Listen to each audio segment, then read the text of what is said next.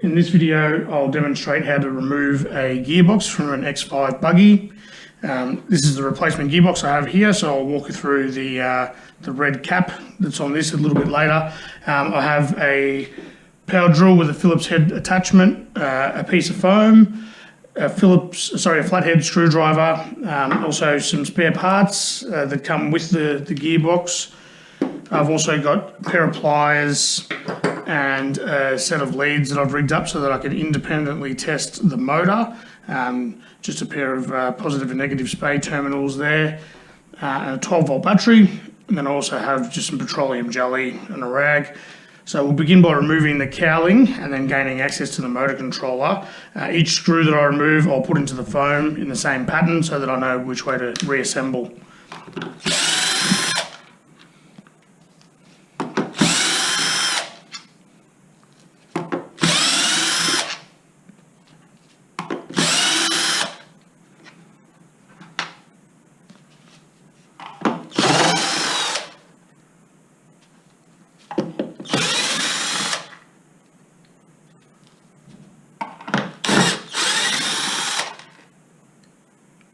It's also good to have a magnetised tip.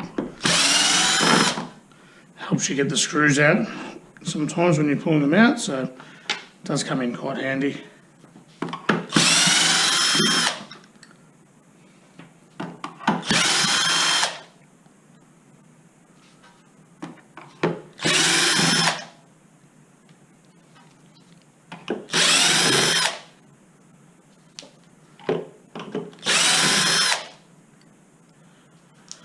Okay, so now all the screws for the cowling have been removed. We'll move that fourth wheel out of position and we'll gain access to the motor controller with another 4 screws.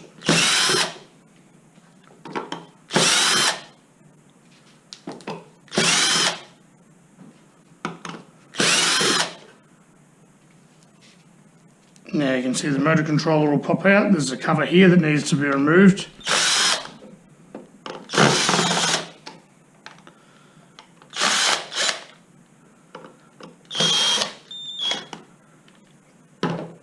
Just another 4 screws there, and just keeping those screws with the cover will allow me to now remove the negative and positive motor connections, and you'll also need to remove the sensor cable that runs from the gearbox to the motor controller, so just carefully disconnecting that from the motor controller. And you can also feed the motor controller through the cowling, or you take the whole cowling off, putting that to the side. You can now see the gearbox, and the next step will be to remove the brace here that holds the motor in position.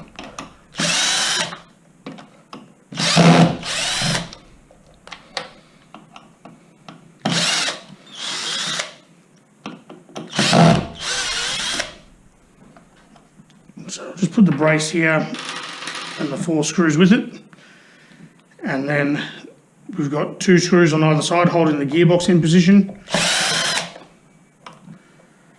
You'll be using these screws when fitting the new gearbox.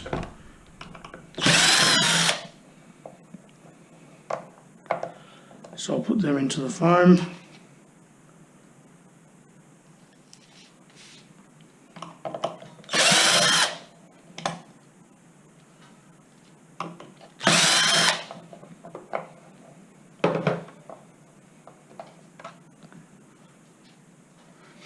Okay, so now I can tilt the gearbox up.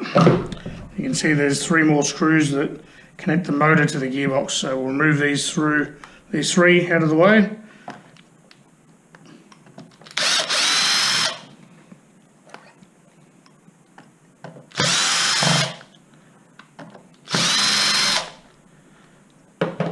Okay, so once they're disconnected, you can remove the gearbox from the motor, just leaving the motor in the housing there.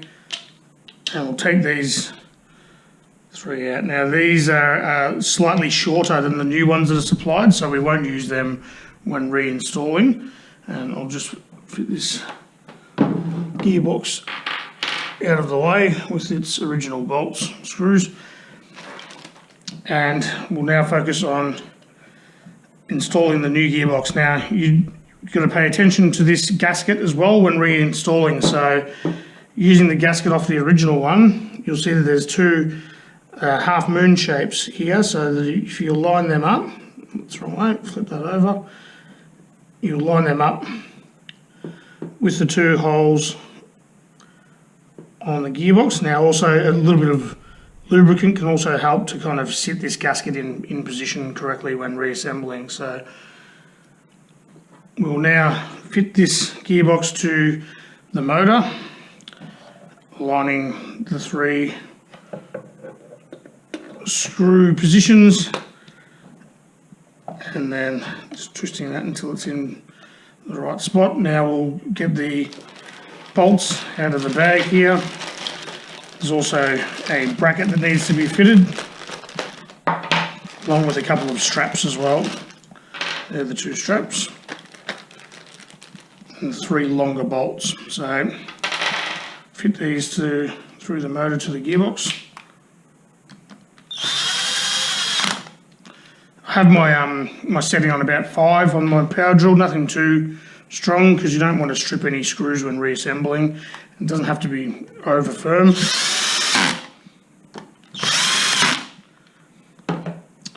Okay, so now that the motor and gearbox are together, this is where I like to run the motor and gearbox just to make sure that it's not overly noisy. And then I'll talk about the red cap. That's a new feature for this gearbox. So first off, I'll start with connecting the positive and negative to the motor, and connecting this to 12 volts will straight away will run this motor and the gearbox. So that way I can see the kind of noise I'm getting out of it while it's driving. So when it's actually on a table, it's going to be magnified quite significantly. So you don't need to be overly concerned about the noise it's making at the moment.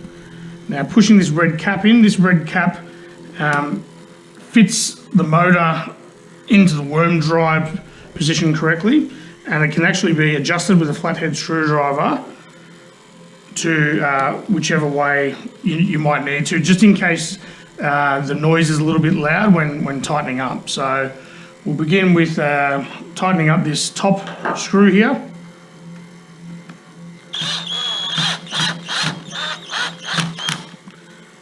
Okay, it's actually sounding quite good, but if you need to, you can put this flathead screwdriver and just twist it a little bit to the left or a little bit to the right, and it can adjust the sound when you're tightening up, but at the moment that sounds quite good. So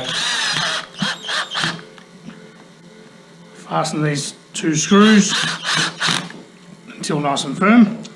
So again, if you need to adjust it, you can just put this flathead screwdriver in and just tilt it to either side when tightening those screws, but I'm quite happy with the way it's sounding at the moment.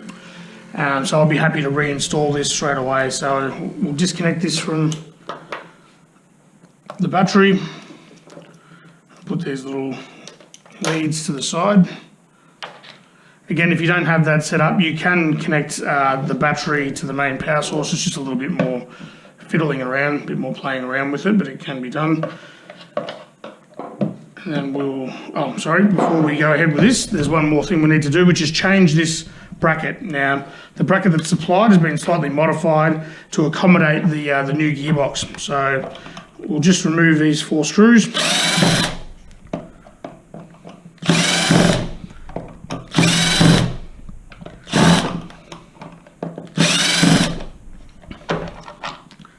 And we'll take them out of the original bracket.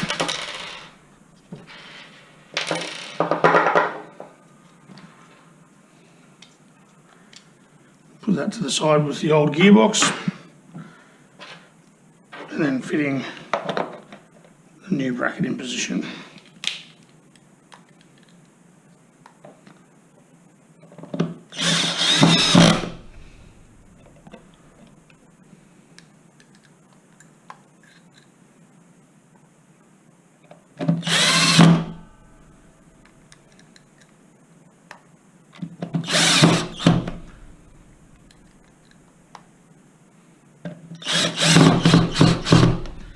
Okay, so this bracket it's been modified to allow the positioning of this gearbox because it's a bit wider and a bit thicker.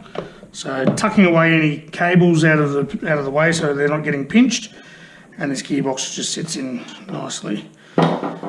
So once the gearbox has been fitted with the replacement bracket, we'll accommodate these straps. So we need to fit these straps on either side here. So one strap on either side using the screws that came out of the older gearbox, the original one. We can just fasten these.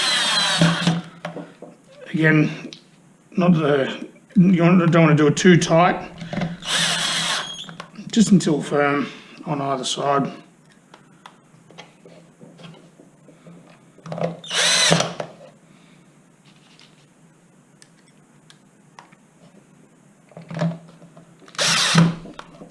Okay, so now the gearbox is sitting back into position correctly. We'll then put the motor brace back on.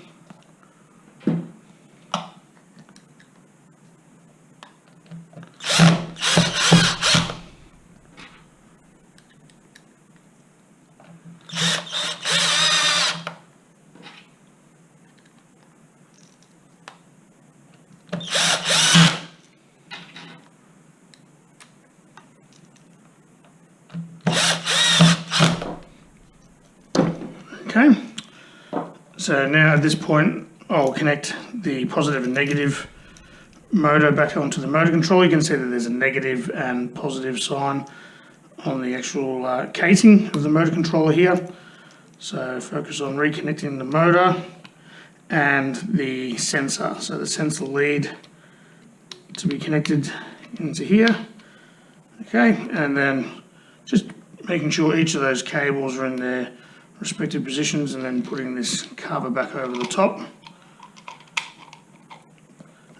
then we'll fasten that up.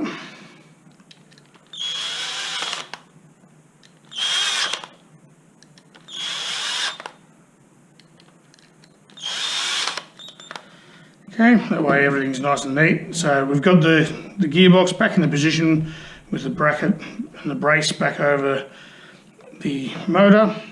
So we can now focus on putting the cowling back in position. So feed this motor controller through the cowling, and then cowling back over the top of everything. Now, when you're reinstalling this, just make sure all the cabling isn't getting pinched on anything, it's out of the way. The last thing you want to do is put a screw through the cable when you're reconnecting everything, so just ensuring everything's where it should be. There's nothing stopping it from sitting back in position properly. So you can sit the motor controller back there, and we can reinstall the motor controller back to its housing.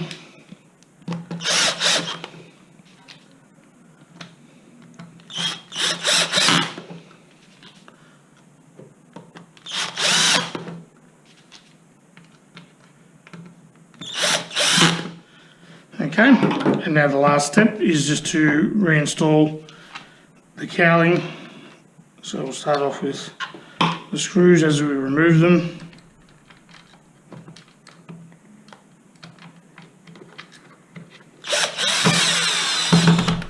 Again, not being too rough with the drill, just letting it sit back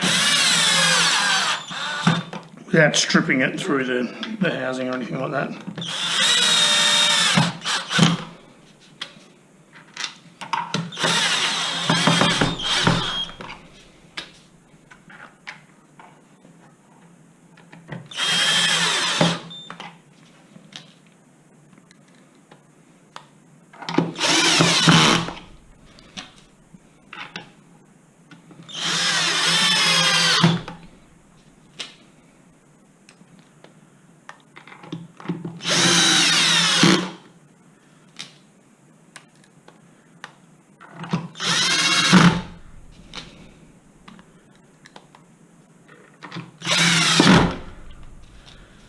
Okay, and then 2 more screws down the bottom.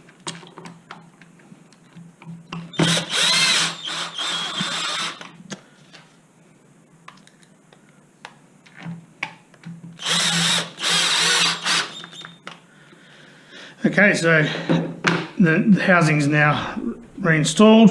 The final thing that you'll need to do is just put a bit of lubricant on the axle here. So just using a brush and some petroleum jelly. It only needs to be quite a light application. But if you can put some of that on the axle before reinstalling the wheels, that'll help everything. So it'll prevent the wheels from getting stuck on there over time, and also prevent any kind of excess noise that you might get when operating the buggy. So that's basically it. You can fit the wheels now, attach the battery and take it for a test run. Okay, thanks for watching.